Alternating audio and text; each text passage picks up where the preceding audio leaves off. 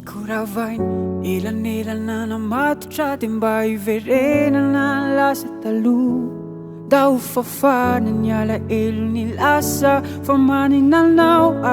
te haratro raha mety anao de ho velominy indray le afonafana matamana raha mety anao de ho veriny indray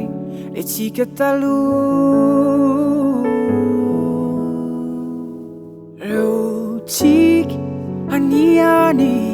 sangisangy kalokalo nameno ny trano rehefa rivo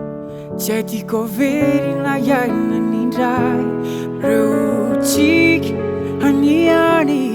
sangisangy kalokalo nameno ny trano rehefa rivo tsy aidiko verina iaina nindray iaina nindray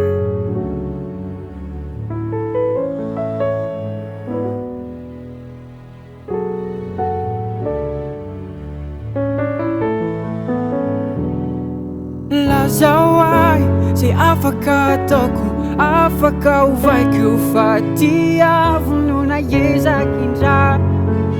amadika ny petsy ho vaovao raha zay ny ilaina ahitako anao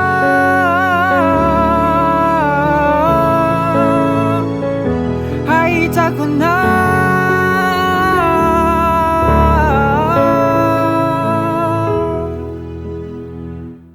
reo tsika aniany sangisangy kalokalo nameno ny trano rehefa rivo tsy aidiko verina iaina nindray reo tsika aniany sangisangy kalokalo nameno ny trano